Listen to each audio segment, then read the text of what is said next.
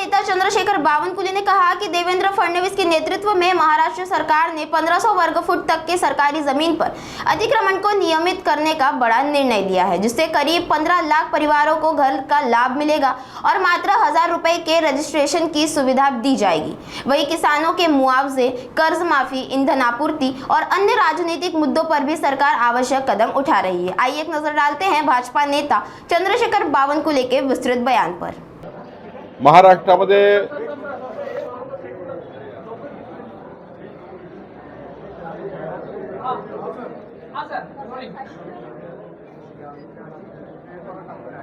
माननीय मुख्यमंत्री देवेंद्र फडणवीस जी यांनी आणि माननीय देवेंद्रजीच्या नेतृत्वातल्या सरकारने आणि खास करून महसूल खात्याने 1500 फुटापर्यंत जर अतिक्रमण असेल, त्याचं 500 फूट असेल त्यांना 500 फूटपर्यंत, ज्यांचं 700 फूट असेल त्यांना 700 फूटपर्यंत, पण 1500 फूटपर्यंत आता 2011 पूर्वीचे सरकारी जागेवरचे अतिक्रमण हे नियमाकुल करता येईल असा निर्णय घेतला आहे। आम्ही राज्याच्या जनतेला निवडणुकीमध्ये वचन दिलं होतं की आमचं सरकार आल्यावर सरकारी जागेवर असलेल्या लोकांना त्यांच्या हक्काची घरं मिळाली पाहिजे, त्यांचा प्लॉट त्यांना घर बांधकामाकरता मिळाला पाहिजे, याकरता हा निर्णय घेतलेला आहे। राज्यामध्ये जवळपास 15 लाखाच्या वर परिवारांना प्राथमिक टप्प्यामध्ये याचा फायदा होणार आहे। ज्या ठिकाणी जेवढं अतिक्रमण असेल तेवढं कायदेशीर करून द्यायचं आहे।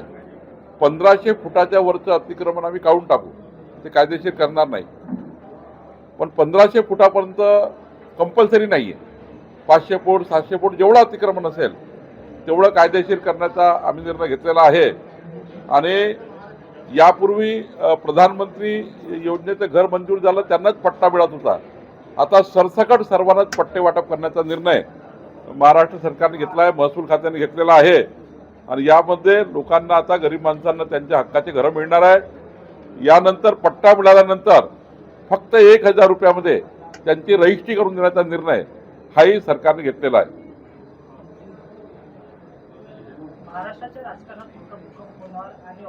दुसरं एक महत्त्वाचं की जे राष्ट्रीय महामार्ग आहे, या राष्ट्रीय महामार्गाचे जे जमिनीचे भूसंपादन आहे, या भूसंपादनाकरता जर शेतकऱ्याला जमिनीचे पैसे कमी मिळाले तर लवादाकडे जावं लागतं, आर्बिट्रेटरकडे जावं लागतं। या राज्यामध्ये आर्बिट्रेटरच्या नियुक्त्या खूप दिवसापासून प्रलंबित होत्या आणि त्यामुळे 28,000 प्रकरणं शेतकऱ्यांचे हे लवादाकडे आर्बिट्रेटरकडे होते। आता आम्ही या ठिकाणी 57 लवादाची नियुक्ती केली, 57 आर्बिट्रेटरची नियुक्ती केली आणि पुढच्या 3 महिन्यामध्ये या सर्व शेतकऱ्याच्या केसेस आता अंतिम होतील, याकरता निर्णय सरकारने घेतला आहे।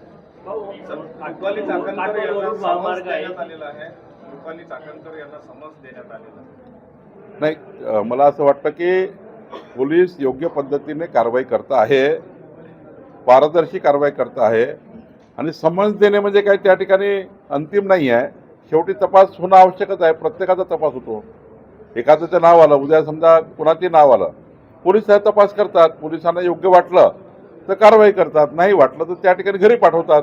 त्यामुळे समन्स म्हणजे खूप काही भूकंप पडला असं नाही आहे, समन्स सर्वांनाच येत राहतात। त्यामुळे समन्सवर काय कारवाई होईल त्यामध्ये त्यांच्या बयानामध्ये, त्यांच्या पोलिसांच्या चर्चेमध्ये, पोलीस जेव्हा बयान घेतील किंवा जे काही पुढच्या काळात त्या केसमध्ये तथ्य समोर येतील त्यावर पुढची कारवाई होत असतं। राष्ट्रवादी आमदार सुनील शेळके यांनी परत एकदा मत मांडलं की दोन्ही राष्ट्रवादीने एकत्र येण्यास वेळ निघून गेलेला आहे। कुठेतरी दोन राष्ट्रवादी म्हणजे दोन्ही राष्ट्रवादीमध्ये असा एक मतप्रवाह वेगवेगळा पाहायला मिळतो की दोन्ही राष्ट्रवादीने एकत्र यायला पाहिजे। भारतीय जनता पक्षाचे निर्णय करण्याचे अधिकार आम्हाला आहे।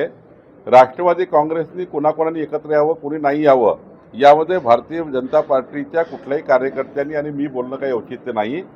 त्यांचा निर्णय त्यांनी घ्यावा, काय एकत्र यायचं नाही याचं त्याबद्दलचा निर्णय त्यांनी घ्यायचा आहे। विरोधी पक्ष टीका करत आहे की भुजबळांनी सांगितलं आहे की कमतरता आहे महाराष्ट्रामध्ये गॅस संदर्भात, एलपीजी संदर्भात आणि मतभेद राज्य सरकारमध्ये दिसून येत आहे। गुजरातमध्ये नोटबंदीच्या वेळेस सुद्धा लोक लाईनीमध्ये लागले तेव्हा सुद्धा मरण झालं, कोरोना काळात सुद्धा झालं, अशी परिस्थिती काहीशी गुजरातमध्ये झाली आणि महाराष्ट्रात मी स्पष्टपणे सांगतो, कुठेही एलपीजी कमी नाही, कुठेही पंपावर पेट्रोल कमी नाही, फक्त कुणीतरी एक पुडी सोडली, घाबरवलं सोशल मीडियाच्या माध्यमातून, त्यामुळे रंगाच्या रांगा काही डबकी घेऊन काही हे घेऊन साठवणूक करण्याकरता, साठा तयार करण्याकरता. घरी समजा माझ्याकडे 10 सिलेंडर असेल 8-10 माझ्याकडे, तर मी माझे सर्व सिलेंडर भरून ठेवण्याच्या चक्करमध्ये आहे. माझ्याकडे 4 सिलेंडर आहेत, 4ही सिलेंडर भरून ठेवायचे. यामुळे रांगा लागतात आहे. म्हणजे लोकांना असं वाटतं पुढच्या महिन्यात काय होईल, 8 दिवसांनी काय होईल, 10 दिवसांनी काय होईल. आता पेट्रोलच भरून ठेवायचं 100 लिटर घरी. आता मात्र काल परवा ते अमरावती रस्त्यावर पूर्ण पेट्रोल पंप खाली आहे. आधी लोकांनी खूप भरून ठेवलंय. त्यामुळं साठेबाजी सारखा प्रकार करू नये, घरी काही भरून ठेवू नये.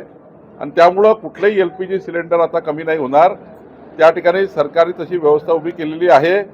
आणि खऱ्या अर्थाने कुठल्याही पद्धतीने ह्या ज्या अफवा सुरू आहे, मीडियाच्या मित्रांना माझी विनंती आहे, सोशल मीडियांना विनंती आहे की जनतेला घाबरवेल असं कुठलंही स्टेटमेंट करू नका. अशा कुठलाही तुमच्या सोशल मीडियाचा वापर करू नका. आपल्याकडे एखादं शस्त्र आहे सोशल मीडियाचं आणि मीडियाचं, त्यावर चुकीचा वापर होऊ नये. जनतेला कुठलाही घाबरू नये. या ठिकाणी पर्याप्त LPG आणि पर्याप्त पेट्रोल डिझेल देशामध्ये आहे.